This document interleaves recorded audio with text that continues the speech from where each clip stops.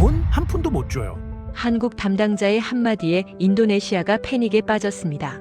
8년 동안 우리 돈 8천억 원을 안 갚고 버텼던 그들.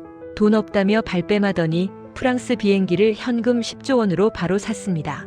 미국도 러시아도 포기한 최첨단 전투기 만들기. 작은 한국이 감히 할 수 있겠냐고 세계가 코웃음 쳤습니다.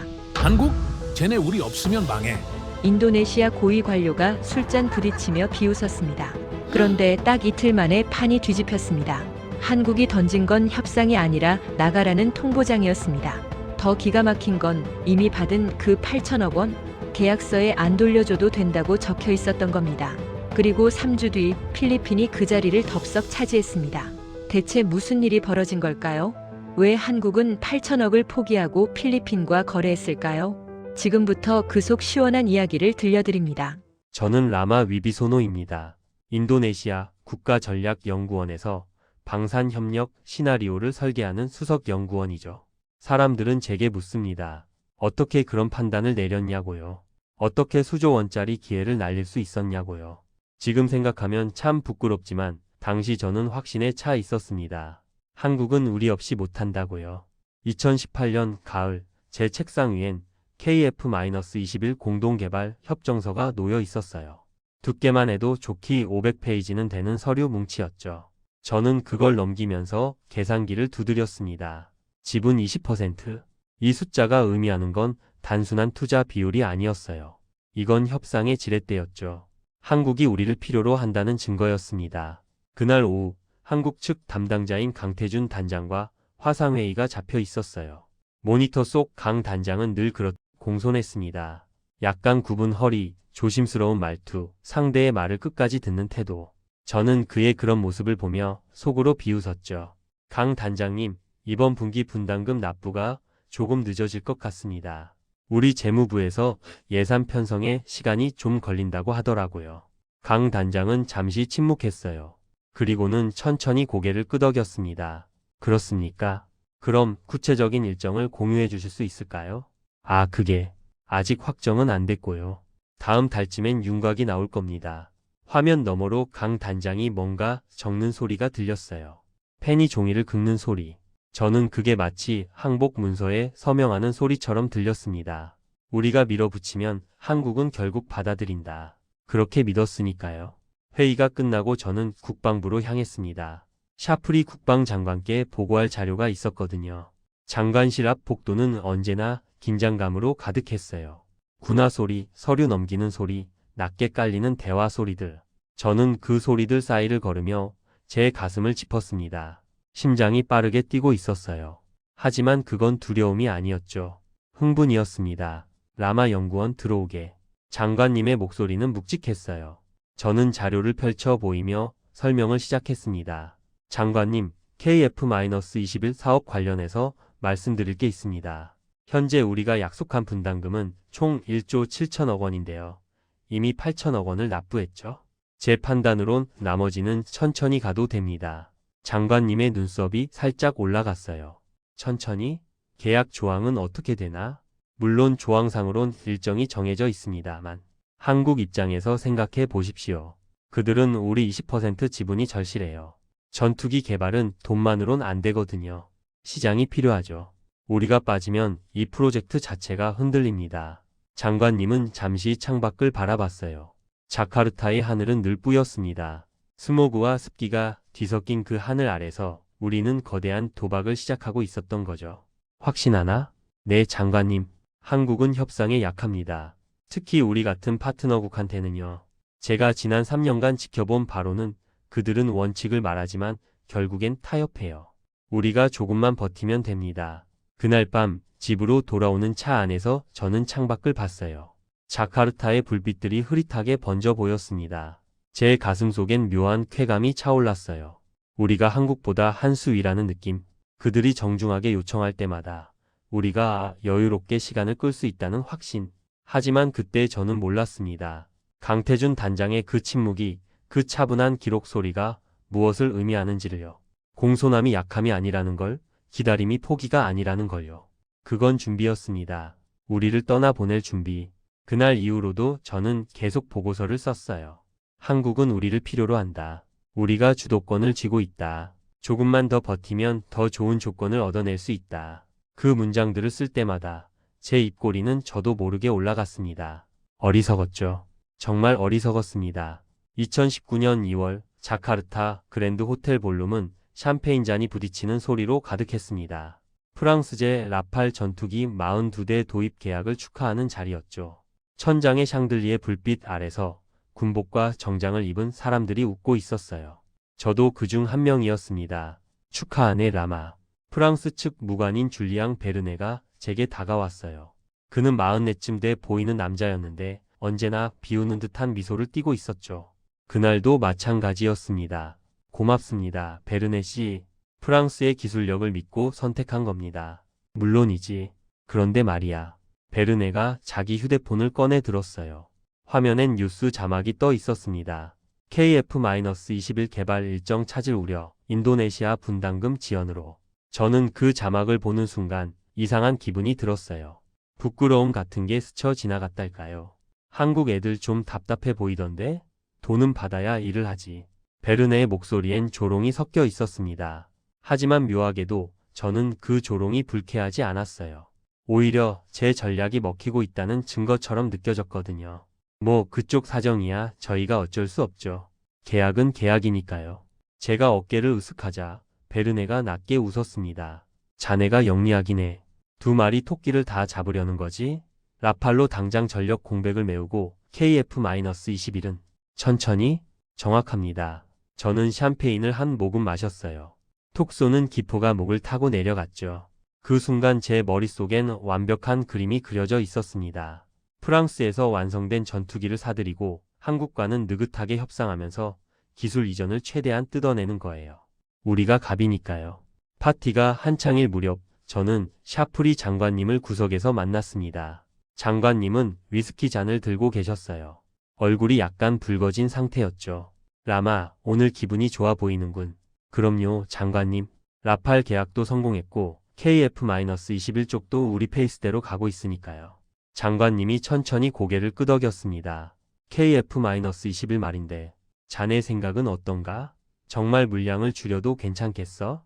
네, 애초에 48대는 과했습니다. 16대면 충분해요.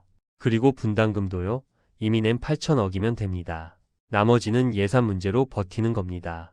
한국 측 반응은 공손하게 협의를 요청하더군요. 예상대로입니다. 그들은 강하게 못 나옵니다. 장관님의 눈빛이 날카로워졌어요.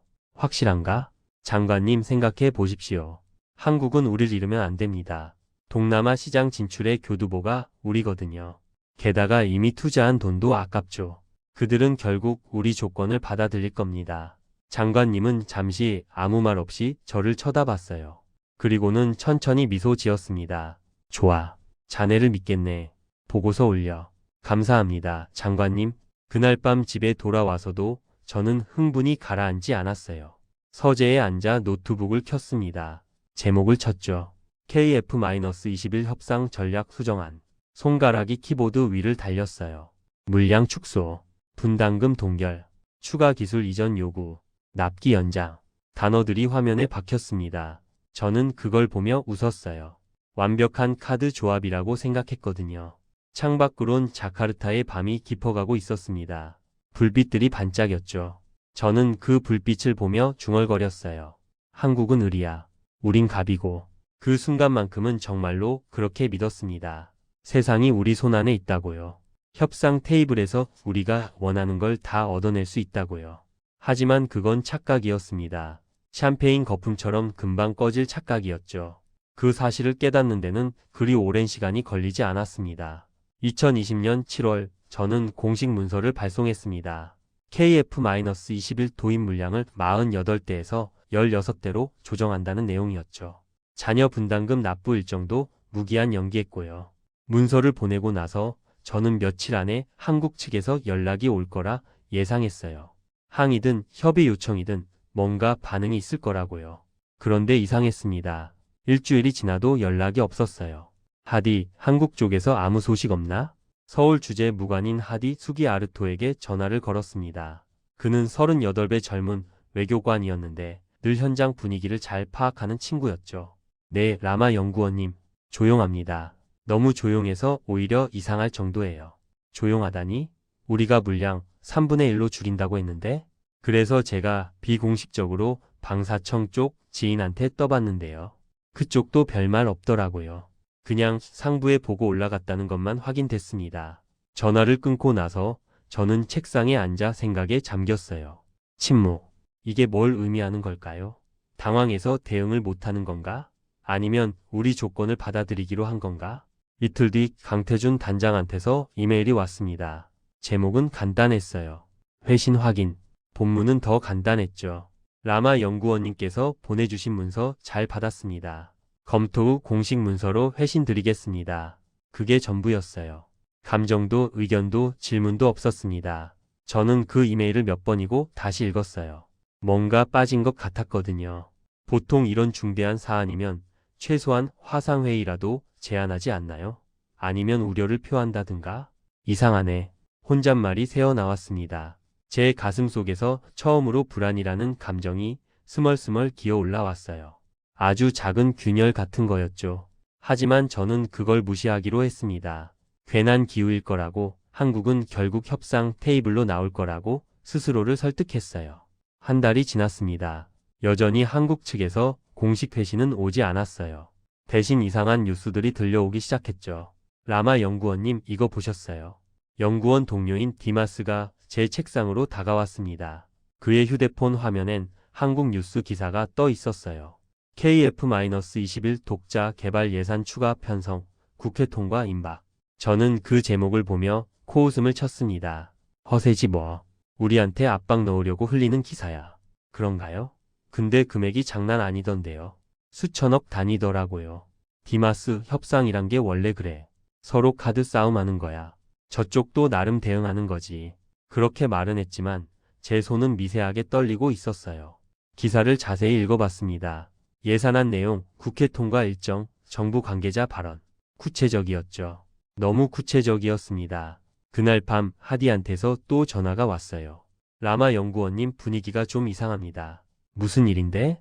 이쪽 방산업계 사람들 말이 정부가 진짜로 독자 노선 준비하는 것 같다고 하더라고요. 비공식 석상에서도 인도네시아 얘기가 잘 안 나온대요. 그럴 리가. 우리 20% 지분인데 저도 그렇게 생각했는데 요즘 느낌이 예전 같지 않습니다. 뭐랄까, 우릴 설득하려는 노력 자체가 없어요. 전화를 끊고 저는 창밖을 봤습니다. 자카르타의 밤하늘은 언제나처럼 뿌옇게 흐려 있었어요. 별이 보이지 않았죠. 마치 앞날이 보이지 않는 것처럼요. 다음날 아침 강태준 단장한테 직접 전화를 걸었습니다. 신호음이 3번 울린 뒤 연결됐어요. 네, 강태준입니다. 목소리가 평소보다 더 건조했습니다. 감정이 빠진 것 같았어요. 단장님 라마입니다. 저희가 보낸 문서 관련해서요. 네, 확인했습니다. 언제쯤 공식 회신 받을 수 있을까요? 곧 보내드리겠습니다. 곧이 언제쯤인지 문서로 확인하시게 될 겁니다. 그럼 이만. 뚝. 전화가 끊겼어요. 저는 멍하니 휴대폰을 내려다봤습니다. 통화 시간 47초. 이게 뭐죠? 예전 같았으면 최소 30분은 통화했을 텐데요. 설명하고 이해를 구하고 대안을 제시하고. 그런데 지금은 아무것도 없었습니다. 그냥 문서로 확인하라는 말만. 제 등골이 서늘해졌어요. 이건 협상이 아니었습니다. 뭔가 이미 결정된 뒤의 통보 같았죠. 저는 그제야 깨달았습니다. 침묵은 약함이 아니었어요. 준비였습니다. 우리를 떠나보낼 준비. 2020년 9월 14일 오전 10시 제 이메일함에 한국 측 공문이 도착했습니다. 발신자는 대한민국 방위사업청. 제목을 보는 순간 손이 얼어붙었어요. KF-21 공동개발 협력국 지휘 재검토 통보.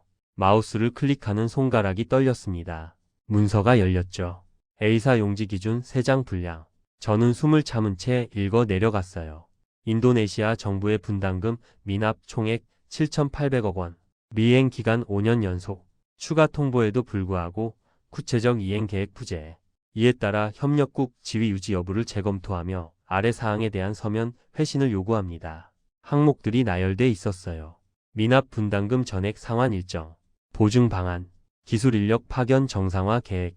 그리고 마지막 줄. 회신 기한 본 문서 수신 후 48시간 이내. 48시간.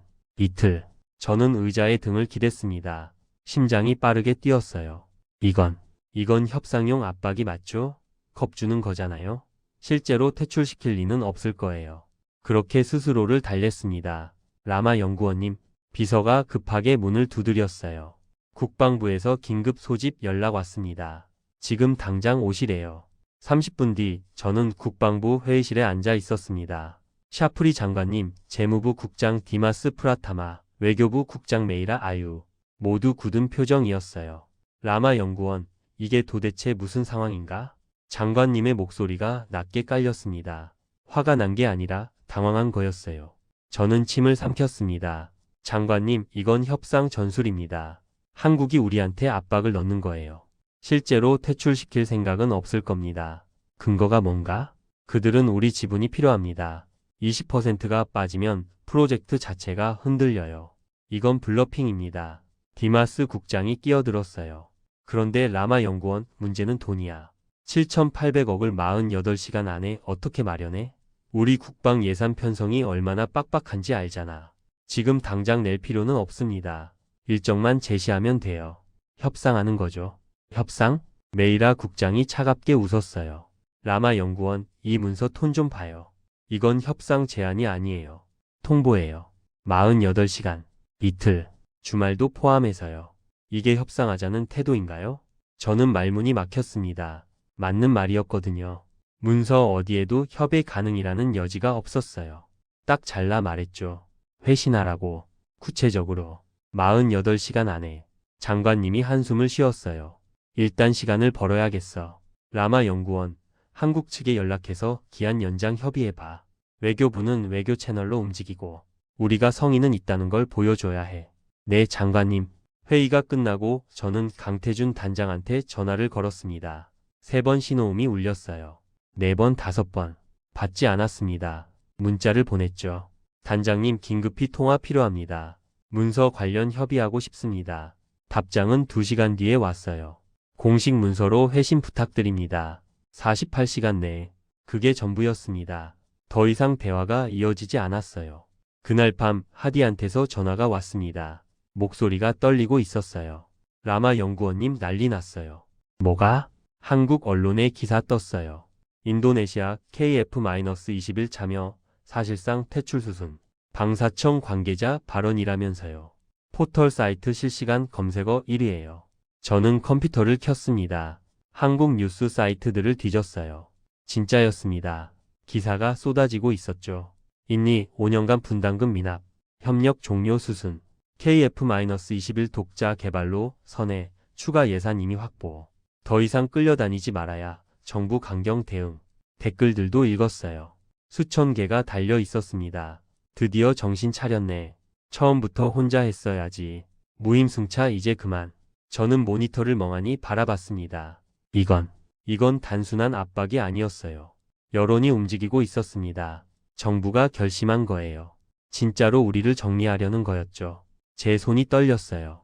마우스를 잡은 손가락 끝이 하얗게 질렸습니다. 48시간. 실제로 남은 시간은 이제 36시간. 저는 그제야 깨달았습니다. 우리가 지렛대라고 믿었던 20%는 사실 아무것도 아니었다는 걸요. 한국은 이미 우리 없이 갈 준비를 끝냈어요. 예산도 기술도 의지도. 침묵은 약함이 아니었습니다. 결심이었죠. 그리고 우리는 그 결심을 잊지 못했습니다. 2020년 9월 15일 오전 8시 저는 인천공항에 도착했습니다. 48시간 중 이미 22시간이 지난 상태였어요. 남은 시간은 26시간. 저는 가방을 끌며 입국장을 빠져나왔습니다. 예전 같았으면 누군가 마중 나왔을 거예요. 방사청 직원이든 아니면 최소한 안내 문자라도 왔겠죠. 하지만 그날은 아무도 없었습니다. 공항 로비는 넓고 차가웠어요. 사람들은 각자 갈 곳을 향해 바쁘게 움직였고 저는 그 흐름 속에서 혼자였습니다. 택시를 타고 방사청으로 향했어요. 차장 밖으로 서울의 풍경이 스쳐 지나갔습니다. 높은 빌딩들, 정돈된 거리, 빠르게 움직이는 차들. 이 도시는 늘 그랬어요. 효율적이고 차갑고 감정을 드러내지 않았죠. 손님 다 왔습니다. 기사님의 목소리에 정신을 차렸어요. 방위사업청 건물이 눈앞에 서 있었습니다. 유리와 철근으로 지어진 현대식 건물. 저는 요금을 내고 내렸어요. 로비에 들어서자 안내 데스크 직원이 저를 봤습니다. 어떻게 오셨습니까? 인도네시아 국가전략연구원에서 온 라마 위비소노입니다. 강태준 단장님과 약속이 있습니다. 직원이 컴퓨터를 확인했어요. 키보드 두드리는 소리만 조용히 울렸습니다. 아, 네, 확인됐습니다. 3층 대기실에서 기다려 주시겠습니까? 접견 시간이 언제쯤인가요? 연락드리겠습니다. 그게 전부였어요. 미소도 친절한 안내도 없었습니다. 저는 방문증을 받아 목에 걸고 엘리베이터를 탔어요. 3층 대기실은 작았습니다. 플라스틱 의자 몇 개와 낡은 커피 머신이 전부였어요. 창밖으로는 주차장이 보였죠. 저는 의자에 앉아 시계를 봤습니다. 오전 9시 40분. 약속 시간은 10시였어요. 1시간을 기다렸습니다. 11시가 됐어요. 아무도 오지 않았습니다. 저는 안내 데스크에 전화를 걸었어요. 저 10시 약속이었는데요. 아, 네, 확인해 보겠습니다. 또 기다렸어요. 30분이 더 흘렀습니다. 정오가 지났죠. 제 속이 타들어가고 있었어요. 시간은 계속 흐르는데 아무 일도 일어나지 않았습니다. 오후 1시쯤 젊은 직원 하나가 대기실 문을 열었어요. 라마 연구원님이십니까? 네, 그렇습니다. 죄송합니다. 단장님께서 다른 회의가 길어지셔서요. 조금만 더 기다려 주시겠습니까? 언제쯤? 최대한 빨리 말씀드리겠습니다. 문이 닫혔어요. 저는 다시 혼자였습니다. 커피 머신 앞에 서서 종이컵에 커피를 받았어요. 뜨거운 액체가 목구멍을 타고 내려갔지만 전혀 위로가 되지 않았습니다. 오후 2시 30분 드디어 안내가 왔어요. 단장님 집무실로 안내해 드리겠습니다. 복도를 걸었어요. 양쪽 벽에는 사진들이 걸려 있었습니다. 전투기 잠수함 미사일. 그 중에서 제 눈을 사로잡은 건 KF-21 시제기 사진이었어요. 회색 동체에 날렵한 라인, 하늘을 나는 모습이 담겨 있었죠. 저는 그 사진 앞에서 멈춰 섰습니다. 사진 아래에 작은 명패가 붙어 있었어요. 2021년 7월 첫 비행 성공. 첫 비행. 그들은 해냈습니다. 우리 돈 없이도요. 가슴 속에서 뭔가 무너지는 소리가 들렸어요. 우리가 믿었던 지렛대는 이미 쓸모없는 것이 돼 있었습니다. 라마 연구원님? 안내 직원이 저를 불렀어요. 저는 사진에서 눈을 떼고 다시 걸었습니다. 강태준 단장의 집무실 문 앞에 섰을 때 손이 떨렸어요. 노크를 했습니다. 들어오십시오. 문을 열었어요. 방은 생각보다 소박했습니다. 책장, 책상, 의자. 창밖으로 서울 하늘이 보였죠. 강 단장은 책상 뒤에 앉아 있었어요. 예전처럼 공손하게 일어나 악수를 청하진 않았습니다. 그냥 앉은 채로 고개만 끄덕였어요. 앉으십시오. 저는 의자에 앉았습니다. 책상 위엔 서류들이 정돈돼 있었어요. 그중 하나가 제 눈에 들어왔습니다. 인도네시아 국기가 표지에 인쇄된 파일. 아마 우리 관련 자료겠죠. 멀리서 오셨습니다. 강 단장의 목소리는 평온했어요. 너무 평온해서 오히려 무서웠습니다. 단장님, 저희가 보낸 회신 받으셨습니까?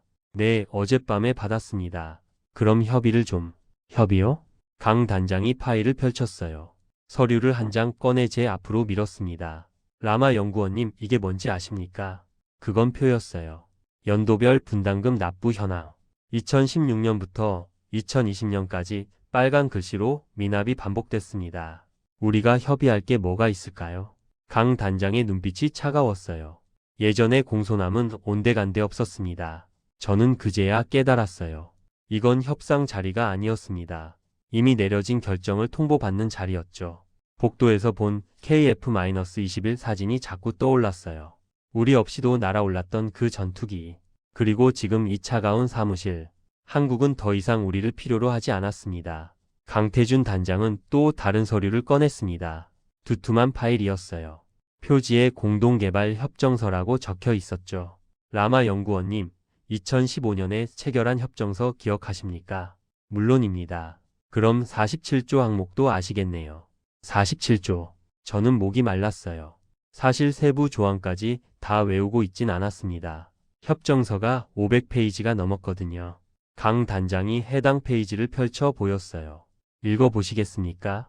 아니면 제가 요약해 드릴까요? 부탁드립니다. 협력국이 분담금 납부 의무를 연속 3년 이상 위반할 경우 상대국은 협력 관계를 일방적으로 종료할 수 있다. 이 경우 기납부한 분담금은 개발 비용으로 간주되며 반환 의무가 없다. 라마 연구원님, 이게 무슨 뜻인지 아십니까? 제 입술이 바짝 말랐어요. 그건 극단적인 상황을 대비한 조항 아닙니까? 극단적이요? 강 단장이 다른 서류를 꺼냈습니다. 이번엔 신문 스크랩이었어요. 인도네시아 언론 기사였죠. 지난 2월 귀국 정부가 프랑스와 라팔 전투기 42대 도입 계약을 체결하셨죠. 계약 금액이 얼마였습니까? 그건 10조 원입니다. 10조예요, 라마 연구원님. 그런데 우리한테는 분담금 낼 돈이 없다고 하셨어요. 예산이 없다고요. 강 단장의 목소리가 처음으로 높아졌어요. 감정이 섞여 들어왔습니다.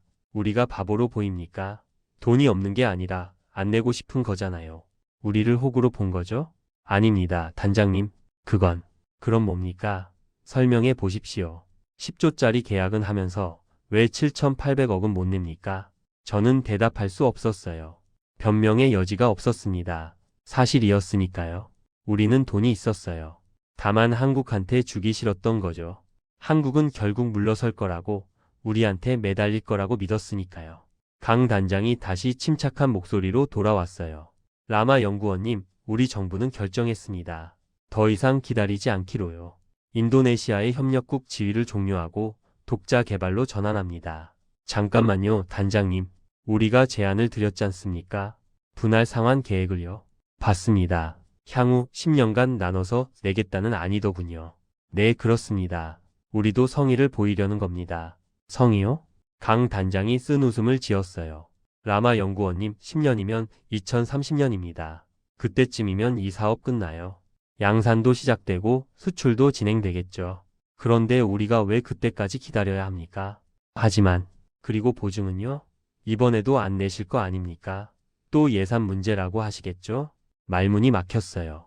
우리 제안엔 보증이 빠져 있었습니다. 재무부에서 보증을 설 수 없다고 했거든요. 문이 노크됐어요. 다른 사람 2명이 들어왔습니다.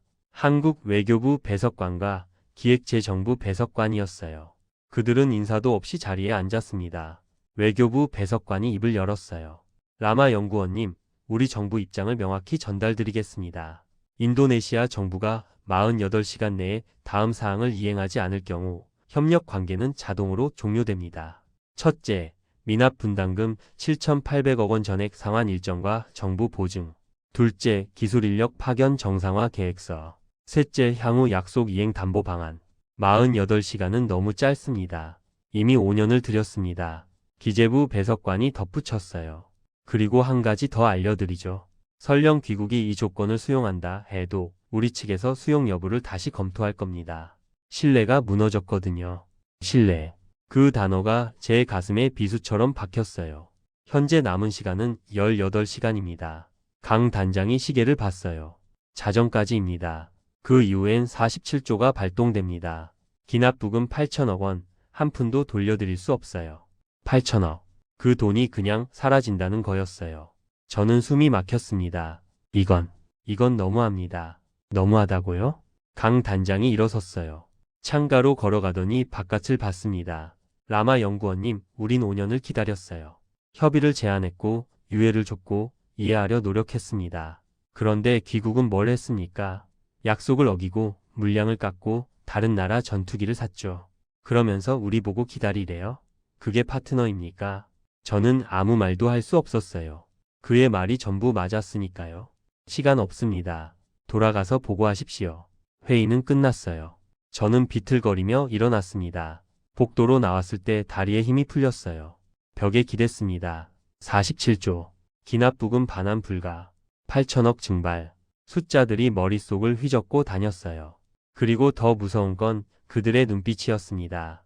강태준 단장의 배석관들의 그 차갑고 단호한 눈빛. 그들은 진심이었어요. 우리를 정말로 끊어낼 작정이었습니다. 2020년 9월 16일 자정, 시한이 끝났습니다. 우리는 아무것도 제출하지 못했어요. 재무부가 보증을 거부했고, 국방부는 혼란에 빠졌고, 외교부는 중재를 시도했지만 소용없었습니다. 사흘 뒤 대한민국 방위사업청은 공식 발표를 냈어요. 인도네시아 공화국과의 KF-21 공동개발 협력 관계를 종료합니다. 협정 47조에 따라 기납부 분담금은 개발 비용으로 처리되며 향후 독자 개발 체제로 전환합니다. 저는 자카르타 사무실에서 그 발표문을 읽었습니다. 모니터 화면이 흐려졌어요. 눈물 때문이 아니었어요. 분노도 아니었습니다. 그냥 허탈함이었죠. 전화벨이 울렸어요. 샤프리 장관님이었습니다. 라마 연구원 당장 국회로 나와. 국회 국방위원회 청문회였어요. 의원들이 저를 향해 질문을 쏟아냈습니다. 라마 연구원, 도대체 어떻게 이런 결과가 나올 수 있습니까? 왜 한국이 실제로 끊을 거라고 예상하지 못했습니까? 8천억 원이 날아갔어요. 이 책임을 누가 집니까? 저는 대답했어요. 아니, 대답하려 했습니다. 하지만 변명처럼 들렸죠. 한국이 이렇게까지 강경하게 나올 줄은. 그럼 뭘 예상했습니까? 계속 기다려줄 거라고요? 지분 20%가 뭡니까? 그들은 혼자서도 해냈잖아요. 저는 고개를 숙였어요. 마이크 앞에 앉아 있었지만 제 목소리는 나오지 않았습니다. 그로부터 3주가 지났습니다.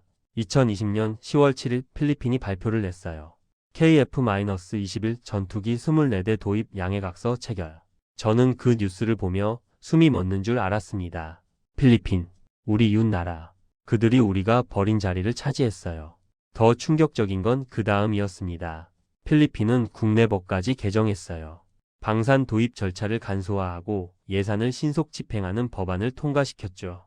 마르코스 대통령이 직접 나서서 추진했습니다. 필리핀 국군의 새 시대가 열렸습니다.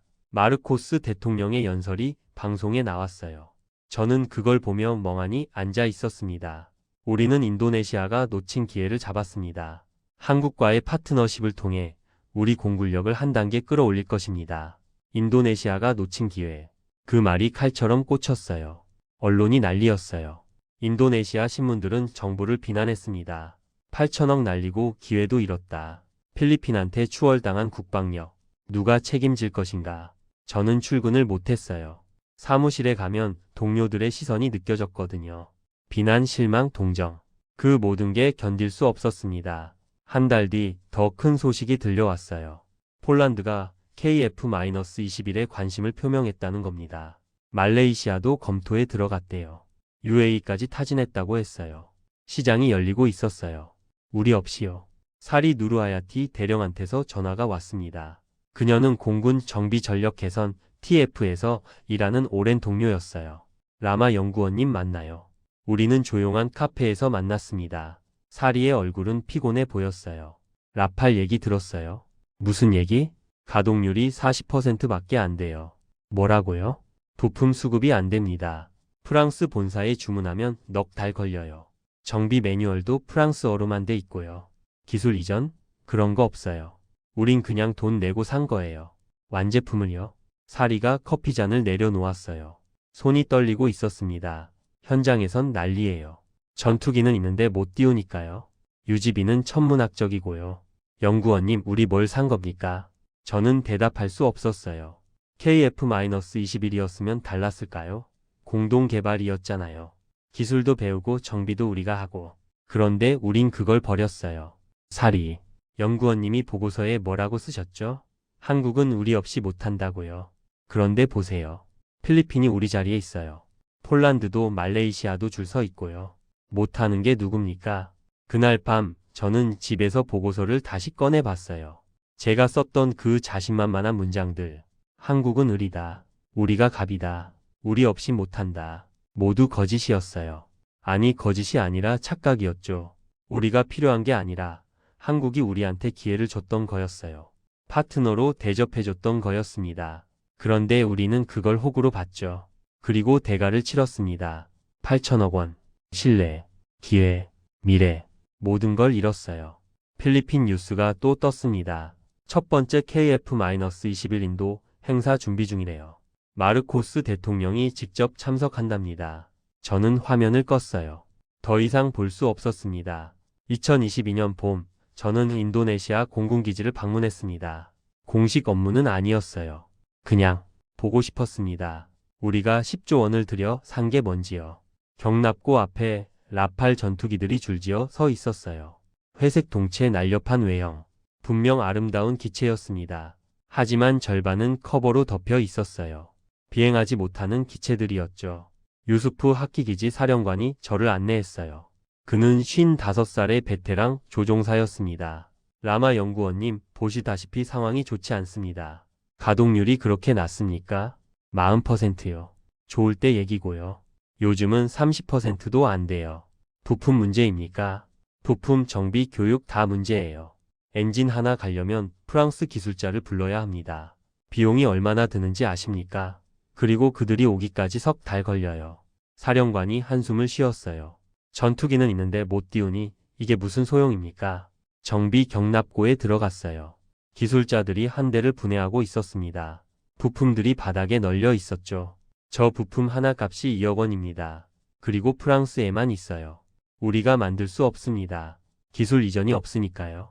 계약서에 기술 이전 조항이 있긴 한데요. 핵심 기술은 빠져 있어요. 겉핥기 수준이죠. 결국 우린 평생 프랑스한테 의존해야 합니다.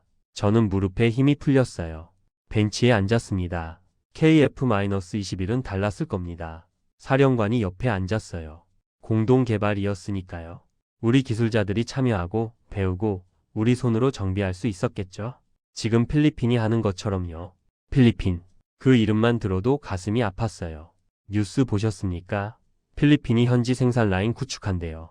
부품 국산화율 60% 목표래요. 그들은 전투기를 사는 게 아니라 기술을 사는 겁니다.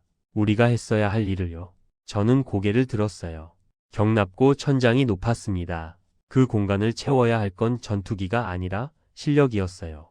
우리 손으로 만들고 고치고 발전시킬 수 있는 능력. 그걸 우리는 버렸습니다. 다음 날 저는 사직서를 냈어요. 더 이상 이 일을 할 자격이 없다고 느꼈거든요. 샤프리 장관님이 저를 불렀습니다. 라마, 꼭 그래야겠나? 네, 장관님. 이건 제 잘못입니다. 자네만의 잘못은 아니야. 우리 모두 판단을 잘못했어. 하지만 제가 주도했습니다. 보고서를 쓴 사람이 저였어요. 한국은 우리 없이 못한다고, 우리가 갑이라고. 그렇게 확신했던 게 저였습니다. 장관님은 한참 저를 바라봤어요. 자네가 배운 게 뭔가? 신뢰입니다, 장관님. 신뢰? 네, 우리가 잃은 건 돈이 아니었어요. 8천억도 크지만 진짜 손실은 신뢰였습니다. 한국이 우리를 파트너로 대했는데 우린 그들을 호구로 봤어요. 계약을 지렛대로 썼고 약속을 압박 카드로 썼죠. 그러다 모든 걸 잃었습니다. 저는 창밖을 봤어요. 자카르타의 하늘은 여전히 뿌옇게 흐려 있었습니다. 장관님, 이제 다른 나라들이 한국을 보는 눈이 달라졌어요. 원칙을 지키는 나라, 끌려다니지 않는 나라, 신뢰할 수 있는 파트너. 그리고 우리는요? 약속 안 지키는 나라가 됐습니다. 다음에 또 공동개발 제안이 와도 누가 우리를 믿겠습니까? 장관님이 한숨을 쉬었어요. 라마, 자네 말이 맞아. 우린 너무 큰 걸 잃었어. 마지막 날 사무실을 정리하며 저는 오래된 보고서를 발견했어요. 2018년에 썼던 것. 한국은 의리다라는 제목. 저는 그 보고서를 찢었습니다. 천천히 한 장 한 장. 그리고 쓰레기통에 버렸어요. 을은 한국이 아니었어요. 우리였습니다. 호구도 한국이 아니었어요. 우리가 스스로를 호구로 만들었죠. 집으로 돌아오는 길, 라디오에서 뉴스가 흘러나왔어요. 폴란드 정부 KF-21 48대 도입 계약 체결. 한국 방산 수출 역대 최대 규모. 저는 라디오를 껐습니다. 더 이상 들을 필요가 없었어요. 이미 알고 있었으니까요. 세상은 돌아간다는 것. 우리가 버린 기회를 누군가는 잡는다는 것. 그리고 신뢰를 잃으면 돈으로도 살 수 없다는 것. 집에 도착해 책상에 앉았어요. 노트를 펼쳤습니다. 마지막으로 쓸 글이 있었거든요. 제목을 적었어요. 내가 30조 원을 날린 이유, 마이너스, 한 방산 관료의 고백. 첫 문장은 이렇게 시작했습니다. 저는 라마 위비소노입니다. 그리고 저는 신뢰보다 오만을 택했던 사람입니다. 손가락이 키보드 위를 움직였어요. 천천히 하지만 멈추지 않고 이 이야기를 써야 했어요. 다른 누군가가 저와 같은 실수를 하지 않도록. 창밖으론 비가 내리기 시작했습니다. 건기가 끝나가고 있었어요. 비는 모든 걸 씻어내지만 기억은 남습니다. 저는 평생 기억할 겁니다. 신뢰를 잃는 게 얼마나 빠른지, 되찾는 게 얼마나 어려운지, 그리고 오만의 대가가 얼마나 혹독한지. 키보드를 두드리는 소리만 조용히 울렸습니다. 밤이 깊어가고 있었어요.